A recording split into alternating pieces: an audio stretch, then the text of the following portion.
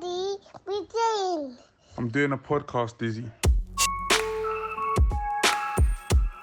Hello and welcome to the Too Cool for School podcast. I'm your host, Yannick, and on today's episode, we are unpacking what schools, parents, and professionals sometimes get wrong and don't understand in depth about trauma, about survival, and about youth violence. And I've got an amazing guest today, and I'll allow him to introduce himself. Yes, great to be here first and foremost.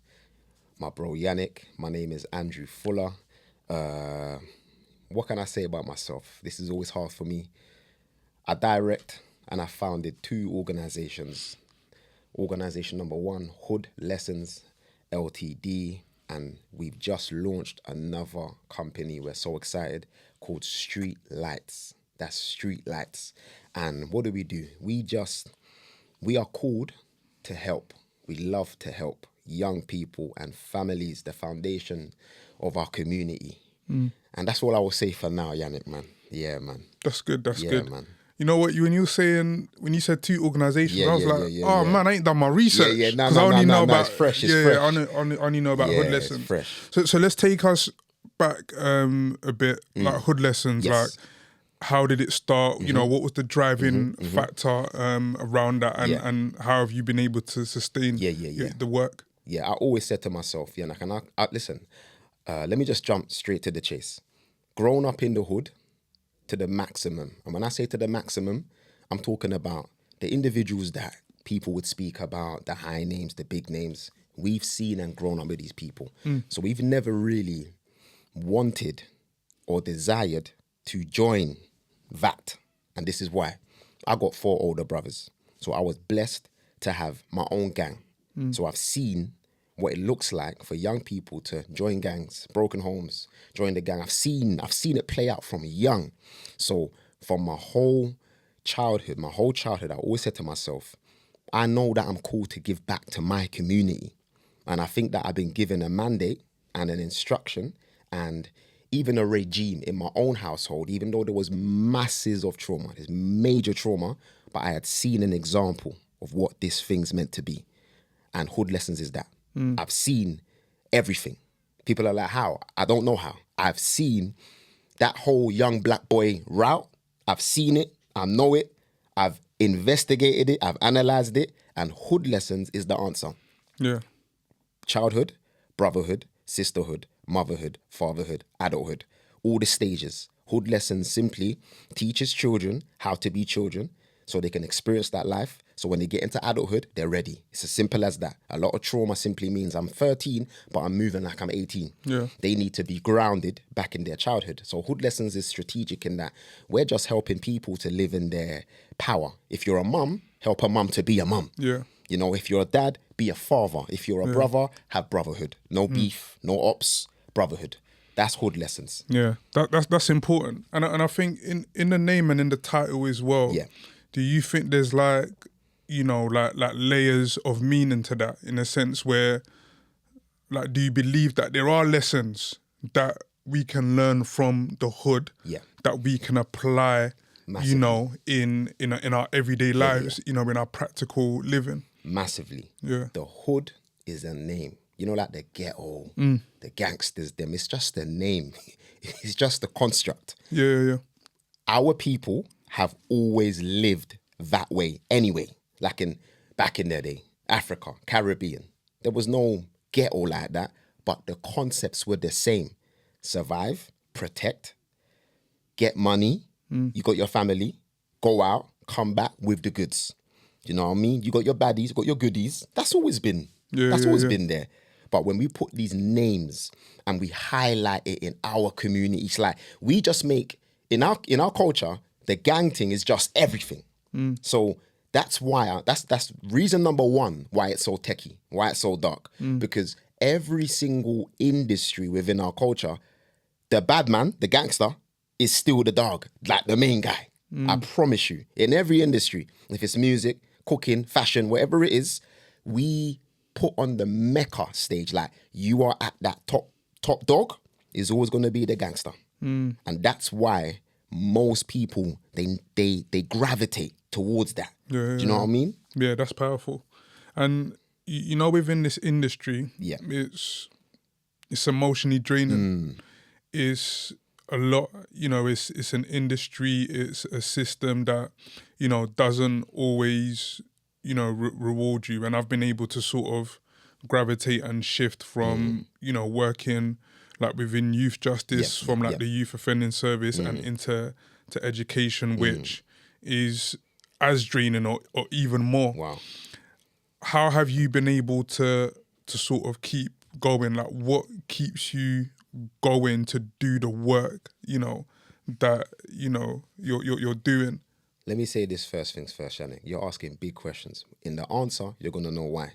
No podcast, I'm telling you right now, put out this information. And when you hear the information, you're going to be like, I feel you. Enough young people are draining themselves.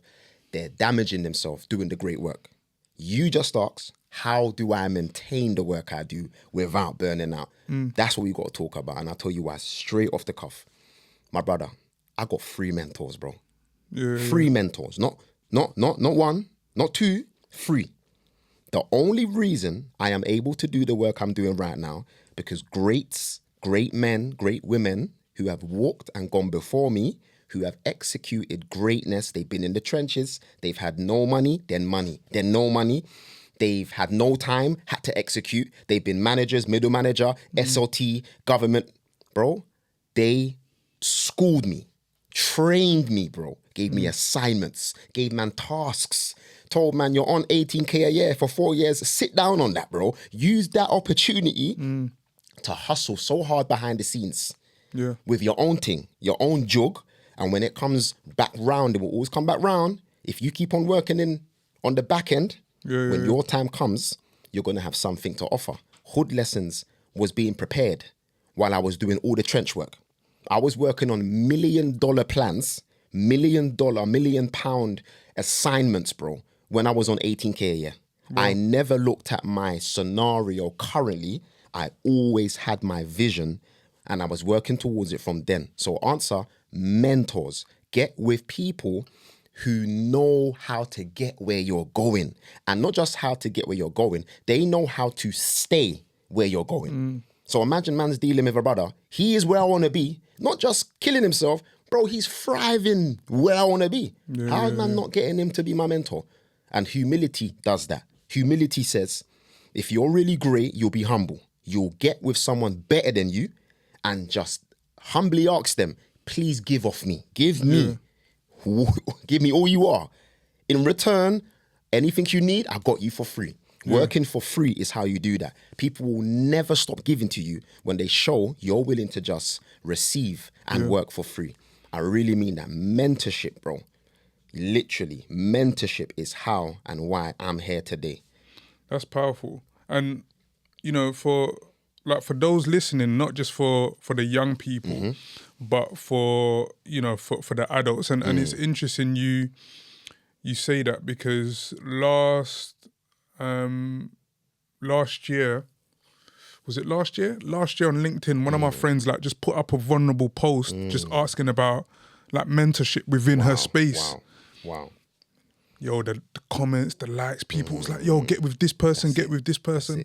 And I thought, you know what, I'm going to take a leaf from that book. Yeah. So I reached out to someone. I reached out to someone who interviewed me for a particular role. I didn't get it, offered me something else. Yeah.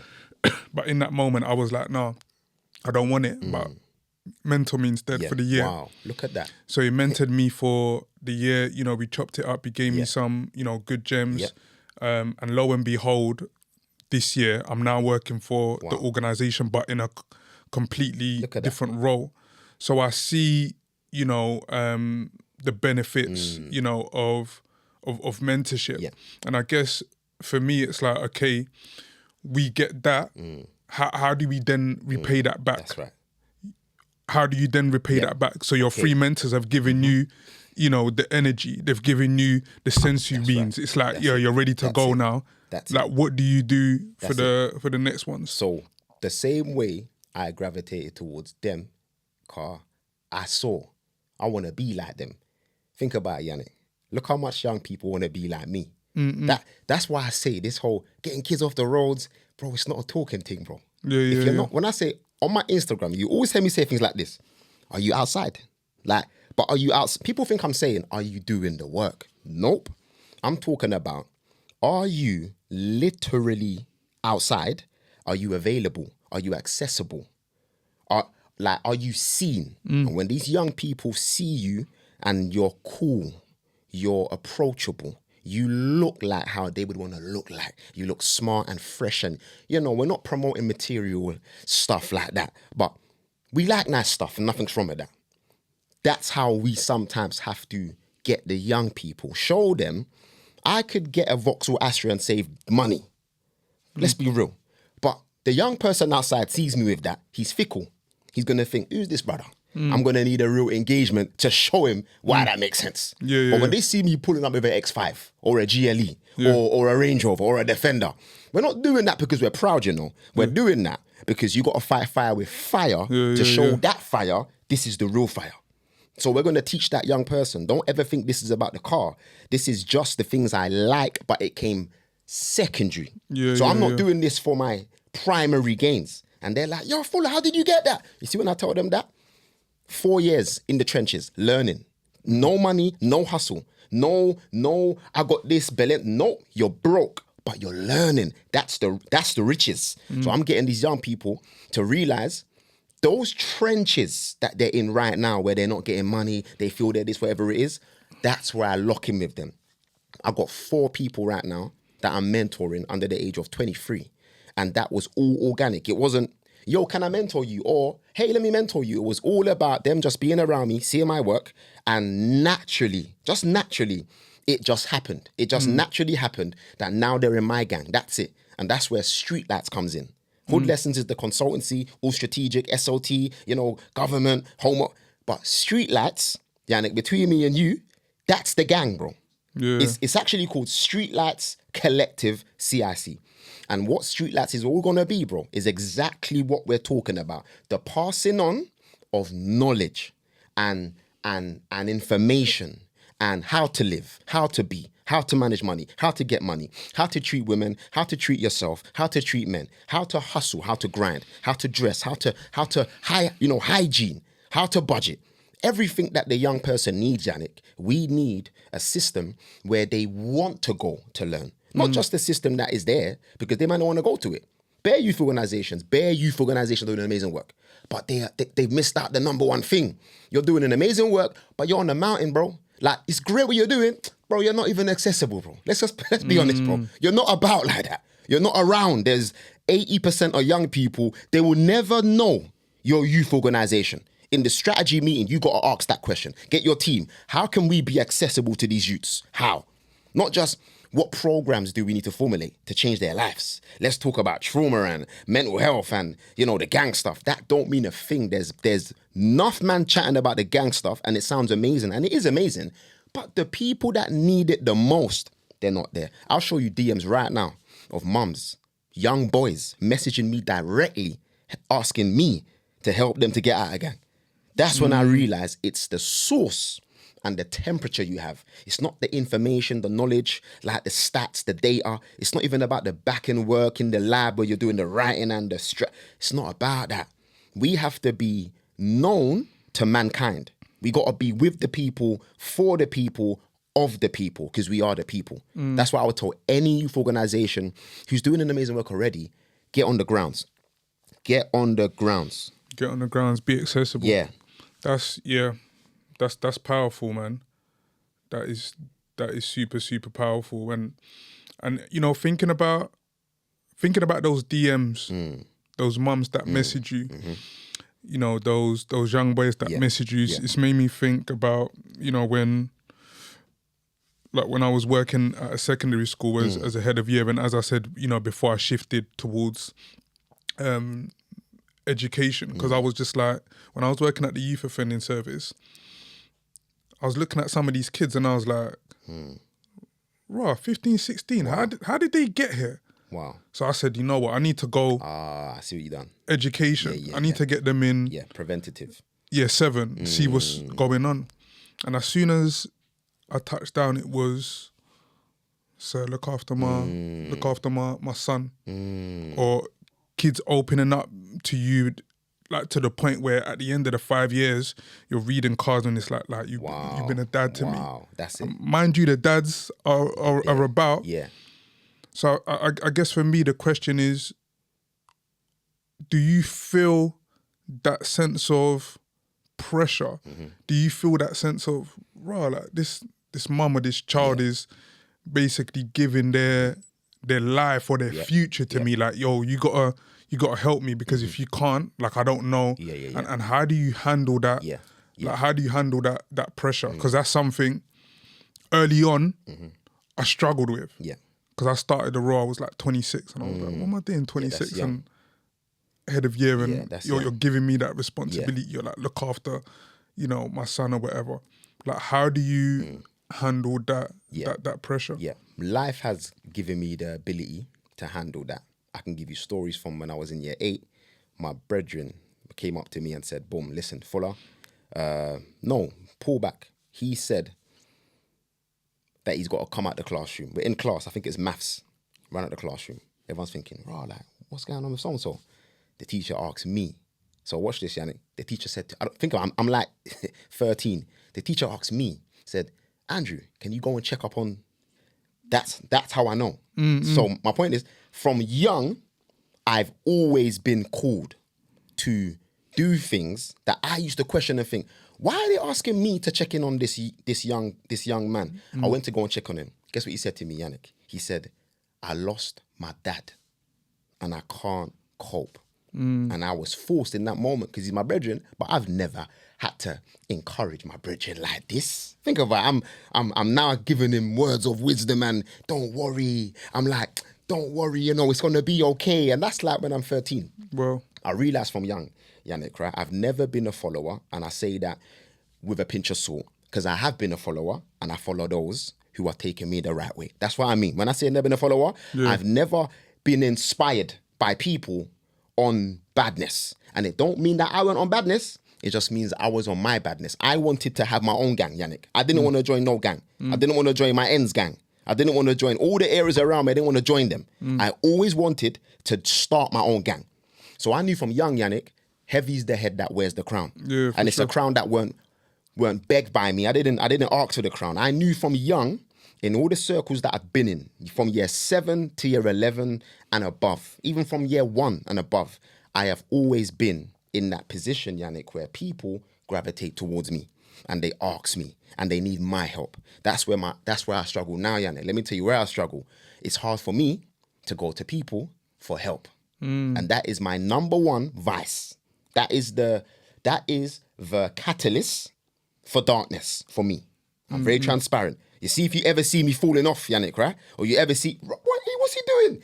Just know, Yannick, it was a few months of isolation on my ones, not reaching out to nobody, and kalas. That's it. That's why I'm saying, what do you do in that situation if you're not someone like me? Don't do it. Don't do it. Don't take on what you can't manage, and don't take on what will help them and break you. Don't do that. That's why I say all the time, when you come and work for street lads or hood lessons, I don't just need a mentor or a practitioner. There's a rigorous process for us to know who you are, what you do, why you do it, how strong are you? What if there's no supervision? What do you do when you're down and out? What do you do when burnout you're on the edge of burnout? What do you do?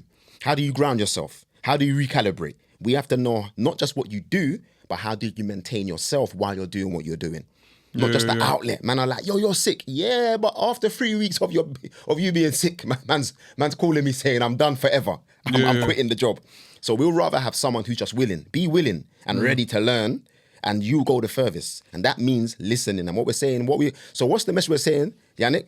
Don't do it if you can't maintain yourself. Yeah. That's just the facts. Tell your boss, tell your line manager, I am the guy for the youths. They all do rate me. But the school, you're not giving me enough. You're not giving me enough for me to do this work. But a lot of young people like us, Janet, they are the guy in the school. They run the school. You know how it goes, Janet. All the parents love them, all the kids love them. But bro, that breaks me, Yannick, because we are having to save our youth while breaking ourselves. That's not effective. No, that's powerful, man. And, I had... like that resonates so much with my experience when I was working, when I was working at a school. Like I remember me and two of my colleagues,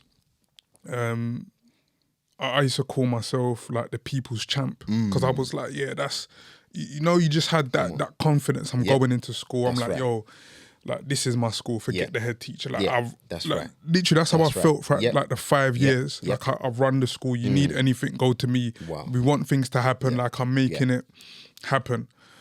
And I went through that period of thinking like you can do everything by yourself, or you need to do everything by yourself, or you don't need help. And but then you become stressed. You're taking on the kid stress, but then you've also got family at home. You got kids. You got stuff going on. And I remember because I've shared this on a previous episode. I remember getting stressed to the point where I went barbershop, and barber's like, yo, you got a little bald patch. Wow. And I'm like, huh? And he was like, oh, you know what? Like I see this in couple people, like when they're stressed. And he's like, yo, are you stressed? And I was thinking, no, I'm not really stressed about anything. But then when I've stripped it and I've taken a step back, I'm thinking, damn, I'm waking up 6 a.m. to travel from Essex to Southwest London. Like for school, I'm coming back late, parents' evening and and all of these things. I'm not seeing the fam, I'm not training properly, I'm not eating properly, I'm not doing all of these things. And I realised that, I can't do it. You know what I'm trying to say? I can't do it by myself. So I absolutely, resonate with that. And I wanted to touch quickly on that experience that you mentioned with like your friend. If you hadn't gone out, and he just walked out, as many students do when they're going through stuff and they're not being able to communicate it, and they end up getting in trouble and whatever else. Like, how many students do you think like go punished because of trauma that teachers and schools haven't been able to really understand or grab hold of? So much young people are being... Bro, they're being penalised, right? For slipping, and the teachers are blaming their shoes. They're blaming their shoes, bro. And it's the ground they're walking on, bro. That's it. You see, so when I have trauma, you can't see the ground I'm walking on, bro. You can't see that. You don't know what I'm going through, basically. All you are concerned about is the expressed behaviour that is going against the policy, going against the rules, going against the commands, and that is going to trigger the teacher to see it as defiant, disruptive, and rude, dismissive. You're not listening. You're not interested in the rules, and now it becomes that. So now we focus there. So trauma, once again, is in the back end, not addressed. No one ain't trying to draw awareness to it. But we work from the perspective of why the behaviour and not what the behaviour. And when you work on why the behaviour, it just handles what the behaviour. Because behaviour is not just language. Everyone says that. Behaviour is key language. So, man, here's a Frenchman. That don't mean nothing to me. But if I'm trying to get on a train and he's saying, yo, it's the wrong train. That's key language. That's now key information. Trauma isn't just like, behavior isn't just language. It is key information, bro. It's like, bro, you could save my life if you listen to this behavior properly. So enough young people, Yannick, are in prisons, are in the grave, bro. It gets man emotional. So much young people are dead because nobody wanted to hear their behavior, bro. Nobody wanted to listen, bro. There are young people who are willing now to stab their ops and their ops mum and their ops auntie. Bro, I promise you, it started in school where, I'm not blaming the teachers, we're just saying help teachers to know how to hear better. Not physically hear, but we're talking about young person comes into school. Their behavior is for a reason. And that is where we look at strategy. We look at CPD. We're looking at the staff offer. It's not just about teachers do better. No, we get to SOT now, bro. The governing body. You know, the trust, the head of the trust. Don't just be like, what's attendance like? What's behavior like? You got to be concerned about the temperature and the culture that your school is imbuing. When I walk into the school, do I feel safe? It's not just about, do I like the teachers? It's deeper than that. No, forget the teachers. Is the culture? Is there a community? Am I safe here? Yannick, you know, it's not about no rules, no punishment. Keep the punishment. If you do bad, keep it. Come on, Yannick. You know, me and you are not pushovers in school. People always think, you're the nice guys. We're the nice guys. We don't get kids in trouble. Yannick, bro, I penalize kids, bro. 100%. I tell kids, you think you're going to come into my session talking, hey, get the radio. Miss Smith, I told him if he talks again, done. Yeah. Walking out the room. Good. You know why? Because that's the standard. But with the standard, what do I got to be? Compassionate, approachable, loving, caring. So even though I'm punitive in some sense, the punitive is not standing alone. It's being carried with compassion. So when I bun you see when I bun you, Yannick, no student has ever said, you done me wrong. No student has ever said to me, hey sir, why you get me in trouble? No, because I gave them ample, not proof. I gave them ample chances. I gave them ample warning. I gave them, listen, I'm here for you. I'm riding for you. But if you do this, you can never be onto me. But teachers don't do that. Teachers roll with punitive alone. That's their weaponry, bro. Yeah. Don't listen to man. Done. That's Straight. it. Without doing, the deeper work. And that's right. It's relational. It's relational. You need to have the relationships with the students, with the young people. Because when you have that relationship with them, like you said, you hear the behaviours, you listen to the behaviours, you understand them better. And I guess what you're sharing leads to what is like the wider issue within the education system, which needs reform, because now education is not just about the curriculum. No. It's not just about what I'm teaching you in terms of the subject, but how I'm developing you as, a person. 100%. And in the 5 years that I was at the school, the things that I knew some of my students had been through, just because I was part of like the pastoral and safeguarding team. So you just got to know about things. Even if the person's not in your year group. But there'll be certain days I'm on the playground and I'm just like, damn, you're just out here playing basketball. Yeah, man. And you're going through X, Y, and Z. Yeah. Yo, big you up, man. Yeah. Big you up, because if that was me and I'm the adult here, I don't know how, I'm going to deal with that. And that's information that you can't share with all teachers, and I don't know. And that's the problem. Why? Do you know what's funny, Yannick, while you're talking? I was sitting there conjuring up an answer. I promise you, this is no coincidence. Do you know that is exactly what I was going to speak about? As an answer. I'm telling you, it's a fact. It ain't Yannick, it ain't the teacher's fault. The teachers can never be blamed. Like, I've been penalized online, I don't mind anyway, for coming across as though I blame teachers. I could never blame teachers, but I just talk the truth from the young people on what they say about teachers. Teachers get emotional when I speak about what youth tell me about teachers. That don't mean I don't back teachers. It just means young people don't back adults. It's not a teaching thing. It's not teachers. You are the adult closest to me who reminds me of authority. You are authority. I don't back authority. Me and mum don't even get on. Me and dad don't even get on. And you're mad at me for not liking you. So watch it, Yannick, right? Let's be real, Yannick, right? Let's get strategic again. You got a school where there's enough youths that are moving wicked and wild. Cool. Yeah. You got the teacher, loves the young people, but she doesn't know how to manage these kids. Yeah. This is the problem, I promise you. You see, TAs, I'm not onto TAs, I'm not onto LSAs, but bro, they just coming in, bro. I need a job. I need a job. Yeah. Just come work with the youths. Not all of them, a lot of them don't care.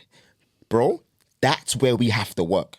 You see these TAs that are coming in, these mentors in the school that are coming in, these LSAs, these support staff, I believe they're seen as nothing. They're not respected. They're not seen as real staff members. They're not a part of the team. Bro, they know it, bro. They know it. So when they see things getting left in the playground, man are vaping, man are smoking. Bro, we know, yeah, we've been in schools.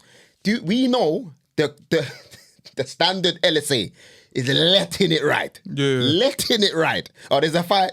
Yo, let me go over here quickly. Someone's vaping. There's this. Bro, not all of them. So how do we fix that? We got to work there. We got to help LSAs, TAs to get to the level, give them real training, real work, real training, upskill them to the place where they understand students, young people, the plight of young people. And then we got to teach them how to walk with more power. I don't think we give LSAs and TAs enough power and responsibility. It's like I've seen them, I've managed them. And when I see them, it's like they don't rate their role, bro. They don't see it as serious, bro. But they know all the kids love them. But even though all the kids love them, the staff don't really rate them. So they're just like, you know what? I'm not going to get you in trouble. I'm not going to like share information. You get me? Yeah, then why would I share information, bro? Yeah. You get me? I'm going to get sacked. And if I do, I've got to now write up a report. But we got to educate these staff members, the LSAs and TAs, we call them support staff. They're not permanent staff. And it's like, we got to educate them about the whole system of school, how to do it, what to do. That's it. The whole environment. So then they can work with the teacher better. They can now information share better. And then whole school staff briefings where the LSAs and TAs have a voice where they can express back to teaching staff, these are my findings. You see, Billy? Hey, you need to focus on this with Billy. But come on, bro. LSAs don't have that, bro. They don't. In briefing, Yannick, you and I know, they sit down, they ain't saying nothing, bro. Yeah. LSAs and support staff, they come in, they're just chilling. It's not for us. We're not allowed to really have a voice here. Yeah. Give them a voice, train them up, upskill them. You'll see a difference in the culture. Massively, bro. 100%. And it's interesting you say that because like when I first got into education, like my understanding of like teaching assistants, TAs and their roles essentially was that they should be trained to the point to be able to stand in for the teacher in the classroom setting. In case they're not there. So not necessarily in case they're not there, but when they are there, so that they can do the sort of whole class stuff, so that the teacher can then go and work with more intricate with the students. With the I'm with you. The students that need it. Yeah. Does that make sense? But now it's flipped to the TAs. You go and work with the kid with the learning need. But you've got the teaching qualification. Wow. They do the whole class stuff. Like, okay, guys, we're on question 2 now. Where is everyone? And the teacher is with the individual one, giving them the specialist support. But like it's changed along the way, respect's gone down hill, and it's not everywhere. It really depends on the culture of the school, but in most parts, that is what we're seeing. I wanted to ask as well, for schools and parents, like what are the warning signs for them when their child is on the cusp of like, gang involvement and whatever else. And I use myself as an example. Obviously I went to school, was top sets for most part, good GCSEs. Yeah, I got in trouble like here, there and everywhere. But what I was doing in school was literally like I'm in class. Like when it comes to academia, there's no issues there. Everything's happening outside and at home. You're not washing the dishes. Oh, mum, you want the shopping bags? But then like you're really doing road until it got to a point where, mum's like, rah, I'm really having to come and get you from like Forest Gate police station. Like, is this what we're really doing? It's not the first time, not the second time, not the first. And them times, and I'm not sure if it's changed now. Anytime I went court, Stratford Magistrates Court, because I lived in Newham them times, so anytime I went court, and I was under 16, my mum wasn't there.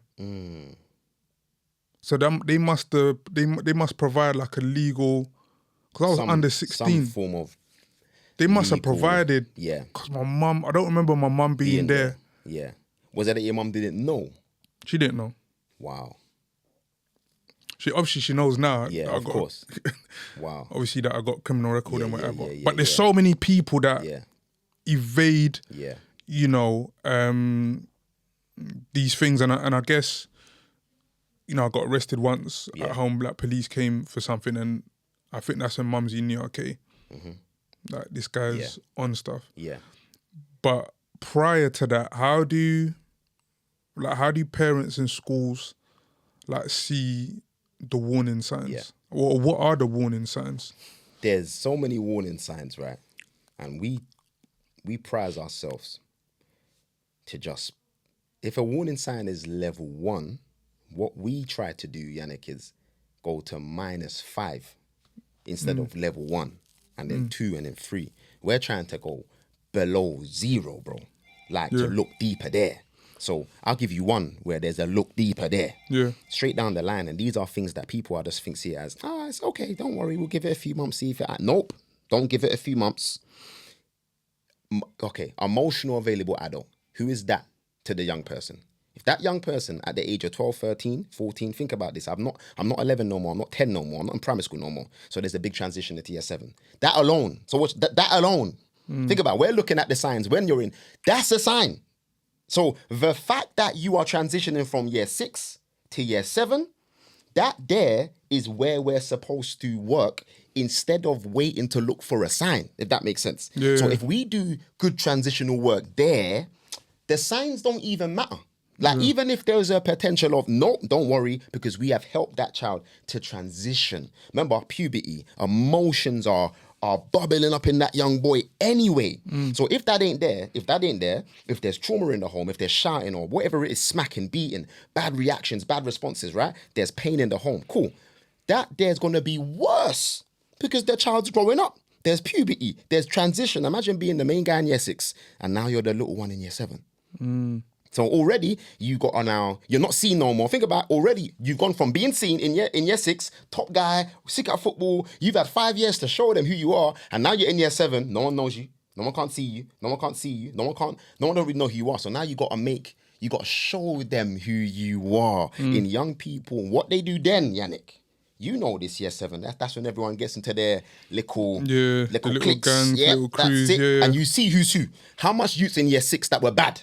Yeah. That I saw in my new school. I was like, brother, bro, you were the guy in year 6. Not more than man, but you were a part of the guy. Yeah. You were a part of the gang in year 6. Now you're in year 7, bro. You're quiet now. You're quiet. You know what I'm saying? So people maintain it. Some people, you see them dip. That's the signs. When you see a young person who is like, yeah, look at me in year 6, then they get to year 7, then they're like, I'm mute. Bro, that's the signs, bro. That's the first sign for me. You see me, Yannick, I was all the same. I've never been not the same. You understand? But I've had trauma too. And then you got to look at, I've got brother Yannick. He's 39, 40 in 2 days. Been through the same stuff, same observations. My dad did the same thing to him and me. My mum, complicit, all of that. Cool. I went to do mad stuff. He followed me and didn't do the mad stuff. So he was great in school. I was the one that... So mum, phone ringing, but he's in the school, perfect in class. Yeah. That's also why we can't always focus on the signs. Yannick, watch it, Yannick, right? Mad trauma, dad's abusive, dad ain't there, drugs there. That young boy can be in class, mash his work, be quiet, no rudeness, no disruptive behavior, no chair throwing. How you doing, miss? Miss, I'll help you, miss. Yeah. So where's the signs there? You see it, Yannick? That's why I say we go deeper than even the signs, because what we do is irrespective of the signs. So regardless of the signs, we're not waiting for a sign to indicate to us to get to work. We're trying to do the work with every kid regardless. Yeah. So we're trying to clean up house regardless. You know what I mean, Yannick? Yeah. Only the bathroom's messy. Nah. Just clean the whole house. Yeah. Because if we just wait and we looking for signs, and when the sign comes in and now we move, it might be a little too late. So what we say, trauma-informed practice is every child, in my opinion, should be attached to an emotional available adult from primary school, cool, but year 7, from year 7. That even if it's one for 10 or even one for 20, that mentor has a caseload now. Not a caseload of kids, Yannick, but an assignment, bro. Monthly KPIs, bro. Like when I was managing my team of mentors, it wasn't just mentor the kids. Bro, man was giving them proper tasks. Yannick, you know, I was like, yo, you got 20 kids. I'm going to need your mentoring log and what you did log. I'm going to need your postcards that you send every Friday. Give me the log. If not, warning, then disciplinary, bro. You are duty bound to make sure every child gets a postcard every Friday. Every kid in your caseload gets a phone call home every 3 days. Facts, bar none. If you don't mentor, let's say you're being pulled up. I'm saying, Yannick, right? That's how we strategically help schools to do school better. Not overdoing it. Like work smart, not work hard. Schools are working hard. Like they're just doing the most for no reason. Because they're not being strategic enough. Do you know what I mean? And you know what? Like, this is one of the issues that I have, and I don't want to say it's an issue. It's because schools are working hard.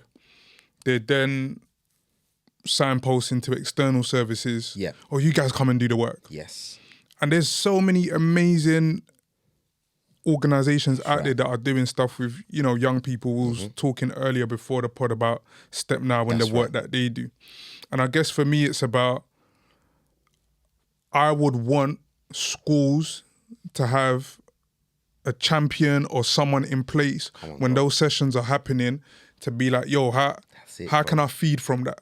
How can I feed from that? So when you guys have left, Yannick, I'm continuing that work, because that's where the sustainability is. Whereas what schools have done and what, you know, I've seen happen in schools is, okay, Step Now come, you do the 6 weeks project, boom. Done. Oh, behaviour's bad again in term 3. That's right. Let's get them back in. That's it. Where's the sustainability? There you go. Where's the sustainability? So for me, that's a big issue. I wanted to ask you about your opinion on something. I remember this was a while ago. I remember I was in McDonald's drive-thru. I see one of my one of the young boys from the ends that went to my school, and he said, he knocked on my window. Wow. And I was like, yo, what's going on? He was like, what are you saying? Like, he called me by whatever, my tag or whatever. He was like, what are you saying, Jan? Like, it's been a minute, He's like, yeah, like, you need to be careful around there, innit? You know, like so-and-so's, like, been riding around and doing whatever. You know, it's hot right now. It's hot right now in the area. And I'm like, oh, you know what? Like, thanks, man. I appreciate that. Mind you, I'm just in MacD's drive-thru. So he's gone now. So he's a student from your school? No, we used to go to school together, but it was like way younger. younger. He's your generation, but he's a bit younger than you. Yeah, younger than me. So then he's gone. Then I got on the phone to one of my boys, and I'm like, yo, Will, I just see so-and-so. And he was doing it's hot, like, you need to... And I'm thinking, you don't do that. I do that to you. Like, obviously, I know I'm not... You know what I'm trying to say? Of course. That's so weird. And then we was talking and he was like, yeah, you know, he's got beef with like so-and-so. And he could have, I think he might have still been in school around that time. So I could have been like at uni. Then I was like, but they both go to the same school. Like, how does that happen? Yeah. Then he shrugged his shoulders, was like, bro, like it's all peak right now at the school, man. Yeah. And I guess I wanted to ask, and I know that's an issue with a lot of schools. Like, how do schools manage that when essentially there's inner conflict between students that, you know, live in certain postcodes or associations with cousins, and like, how do schools manage that? Because like that's a big issue, especially in the local authority that are currently working now. I see that as a big issue. Yeah. You can hear my silence, Yannick, yeah. 'Cause, you know, I got the maddest answers for this, but I'm thinking to myself like, Yannick, man. You ain't trying to get cancelled or what? No, Yannick, you know me, man's uncancelable, bro. But there's no solution, number one. That's number one. There's no solution. Damage control, but there's no solution. It's like, we have to stay believing, Daniel, in the laws of the universe, bro. There are laws of gravity, laws of physics. You know how it goes. Yannick, bro, if we let the domino start rolling, bro, we can't at domino 1500 start making rewind, plans. Once we let that domino go, that's where we should have done all of that. What do we do now? So the damage control, is, bro, okay. Solution number one, Yannick, yeah? You see me, if I know both parties and I'm the guy to both parties, then I've done it a few times where there's been in-school beef and we've squashed the in-school beef. That only happened because I was the guy to both parties. Both parties rated me so highly, they respected me so highly that they would do anything for man. That's my ultimate solution, by the way. That's my ultimate trick. In all the work I've done over 20 years with young people, my ultimate solution, when everyone says, how did you... chill out, bro. You're just trying to be the guy telling your gang... Don't mean nothing. Your gang story don't mean nothing, bro. These young people, Yannick, I'm not saying all of them. The ones that know, man, they rate, man, Yannick, no, Yannick, they actually rate, man. Not just you're my school. No, they love, man, bro. So it's when I say, yo, hey, come on, bro, come on, bro, they're bro, they get it because of me. But they don't get it. Yannick. They don't get it. They get me. They get me. I asked, they're doing it. That's it. They'll get it later. I'm good with that. But follow my thing now. That's it. Now, if you ain't got that, Yannick, what do you do? Yeah. My brother, if you ain't got that, then we know we have to now lean towards damage control. And the damage control is what I don't like, man, because it makes everything techie. In the school, everything's touch and go and eggshells, man. He's got to come in at this time. Yeah. He comes in at that time. Bro, it breaks my heart to know we got to control the damage as opposed to having the resources to actually put work in trying to mend this scenario. That's why I say, once you're in the hood, Yannick, yeah, and it's a cousin thing and it's a brother thing, I might even be in beef, not even because I want to be in beef, but it's the way it's supposed to go. I roll with these man. I'm from here, you're from there. Yeah. That means the school ain't got the power because the school's supposed to be another world. That's that world. This is this world. So once that world impacts what takes place in this world, bro, the school's done, bro. That's a fact. Solution, and another one. I'm going to be bringing in youth organizations, begging them to jump on contracts for the year. 39 weeks. So you see that say step now? I'll say to step now, if I'm a school. Step now. How much would it cost for me to have you guys for 39 weeks is the whole school academic year. Yeah. But why aren't they doing that? And then they're what's it, Yannick? They're depending on LSA to walk around the school, bro. Walk around the school with baddie number one. Next LSA, walk around the school. So these students know there is no one in the school that can chat to them. There's no one in the school that can govern them. Once these students know that, Yannick, bro, you know where that goes, bro. Yeah. No respect, regardless. Where the kids respect you when they want to respect you. That's darkness, bro. So the only reason they're not kicking off is because they don't want to kick off. So you see then, for these young people that are involved in youth violence and whatever else, obviously we've spoken about, the school's standpoint, etc. When we think externally to multi-agency work, when they're working, to support these families and these children and these young people, etc. Who do you feel the responsibility is on? Is it family? Is it school?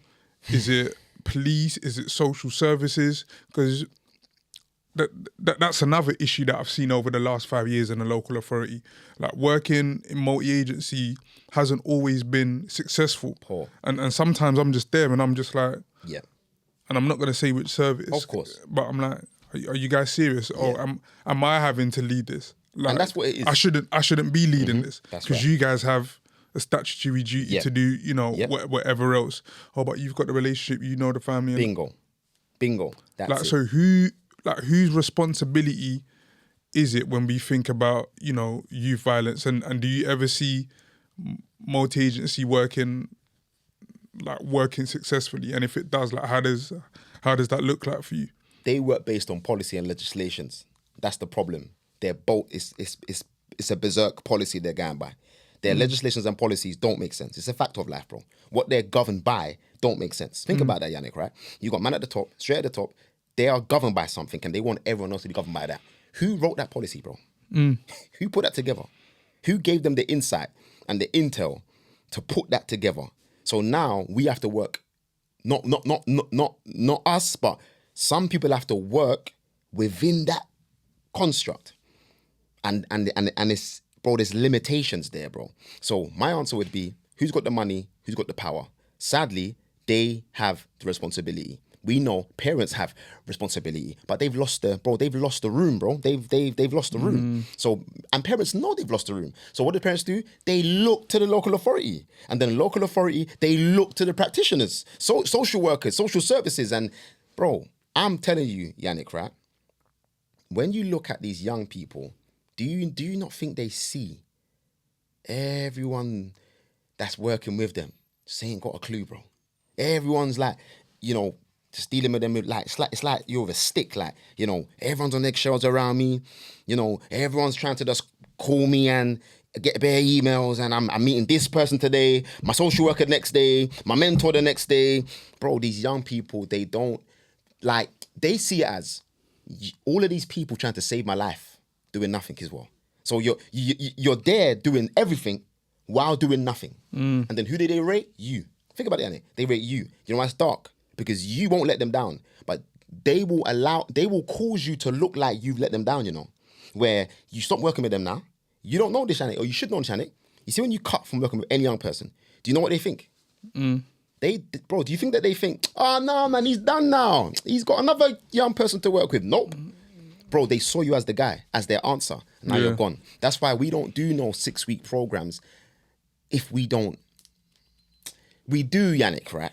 If it leads to more. But 39 weeks is what we go for. Yeah. That's it. Like I think I'm one of the only youth organizations who have done 2-3 year contracts in schools, bro. 2-3 years. Man seen year 9 leave in year 11, bro. And I'm an external agency, bro. Because we have given them strategy and proof that if you buy into this, it will work. A lot of organizations, they don't have that. Like, bro, we work with SOT. We have 6 training for staff. Bro, that's our mentoring offer, Yannick. So hood lessons don't go into a school and work with kids. No, if we don't work with the adults, we're not working with the kids. Wow, that's powerful. Yeah, we never ever just go in with and work with the kids. Never. That makes no sense, bro. Because when we leave, like what you said, Yannick, bro, what now? Yeah, so, sustainability. Yeah, we have a pack that we leave with the school when we leave. A strategy pack.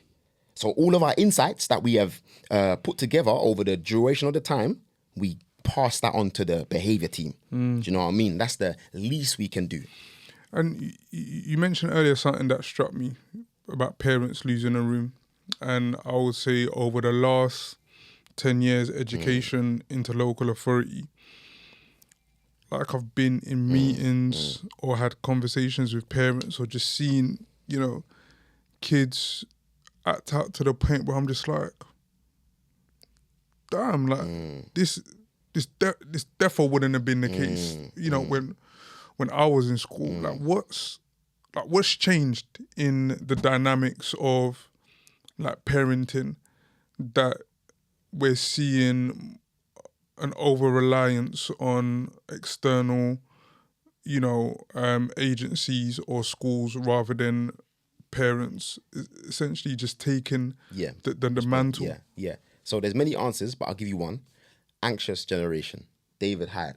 It's a book, right, called The Anxious Generation. It breaks down, in my opinion, the single most aggressive force fighting against our young people, and it's social media, mobile phones. We didn't grow up online. This is the first generation who have grown up on phones. So they have grown up from birth on a screen. We have to research and study and upskill ourselves in knowing what that looks like and the impact of that. Like the art of war, Sun Tzu. If you know the enemy and don't know yourself, For every battle you win, you will lose. If you know the enemy and know yourself, you win every battle. We have to adopt that approach. They're on the screens. They're not coming off the screens, bro. Social media ain't going nowhere. The ban don't mean a thing. We know that it's just a bozo move again. Same again. Ban social media. Once again, symptoms. Ban social media. Bro, are you okay, bro? Do you think the issue is social media? The social media has impact, but it's not why the social media, it's why the pain. There's pain. So these young people, guess where they got their pain from? I'm a mom, I'm a dad, I got kids in year 5, year 4. They're on the screens for life, bro. They're addicts now, bro. Imagine that, Yannick, you know? So there's not even no trauma now. Yannick, it's gone dark now. Imagine there's not even no beating, no shouting, no this. You just give me a screen. Bro, I'm an addict now. Yeah. Now I must go uni. Yeah. I say uni. Or study for 8 hours Yeah. with no screen. How are young people going to study with no screen? No social media, bro. We don't even know what... Yannick, it's dark. The next generation coming up, bro. Sit in class. Don't be disruptive. Listen to the teacher. Get your pens out and just write from the board. It doesn't make sense, Yannick, bro. It's a lot. It's a lot, bro. So the parents, I believe they've lost the room. We're talking about that. Bro, the screen is like a pacifier. God bless the parents, man. Gotta make money, bro. Single parent families. Gotta go to work, Yannick. Come home, busy, tired. Multiple children in the house, Yannick. New partners, Yannick. Children are acting up. What do? How easy is it to just go on your iPad? Think about Yannick. Silence for a couple hours. It is, I've said that before. You know what I mean, Yannick? And then that comes with a price, though. Yeah. That comes with a price. Hey, 1 more hour. All right, mom. 10 more minutes. Dash the thing. Yeah. Now these children are picking up now these behaviors. Their cortisol level has gone through the roof. Their nervous systems have gone through the roof. They don't know how to manage their triggers or their emotions because they're attached, bro. They're addicted. And we are now trying to tell them to come off this thing. So I promise you, bare parents, guess what they do? Just give it to them, man. Just leave them. Yeah. Just easy. leave them. They don't want the noise. Then they go to school, and then who picks up the pain and the mess?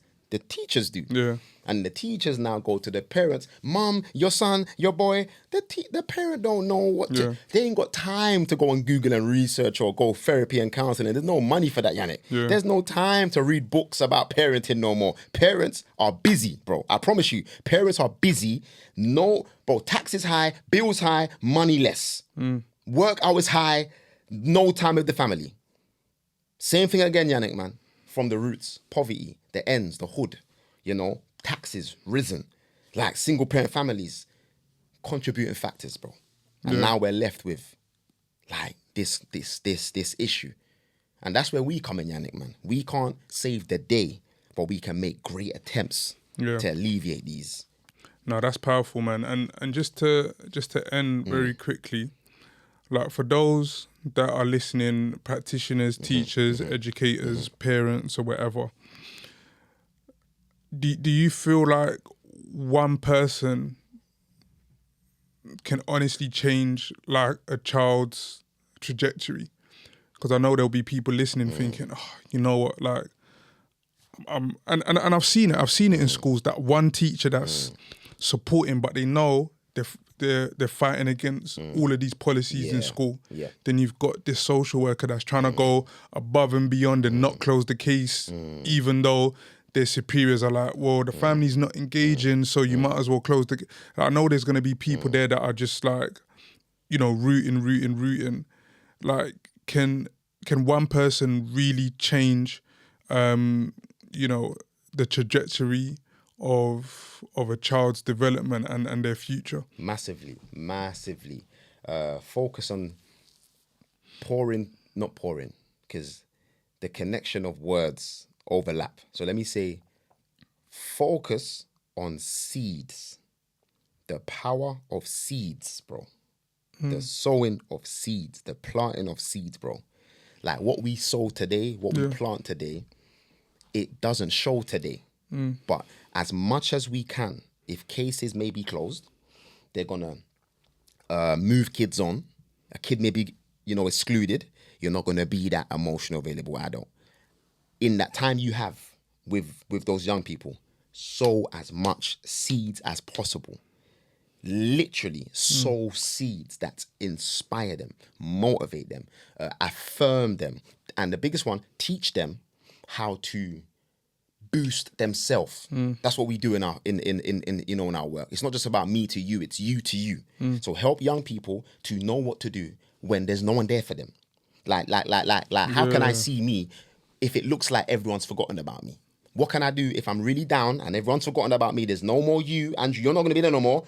I got to teach Billy then what to do when I ain't there.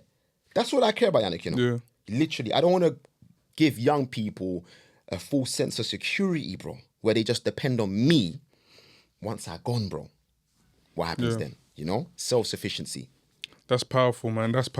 Thank you again, Andrew. It's been a pleasure having you on. Insightful, powerful conversations, and we'll definitely have like your social media platforms and apps, when we promote this episode, because I think not just within like youth work, but across the board, education, corporate. I know I work with some corporate companies that think about like their CSR responsibilities and what they can do, that's right. For young people and within this area. So, it's amazing work being done. So thank you again No worries, my for brother. coming on. Thanks for having me. And that has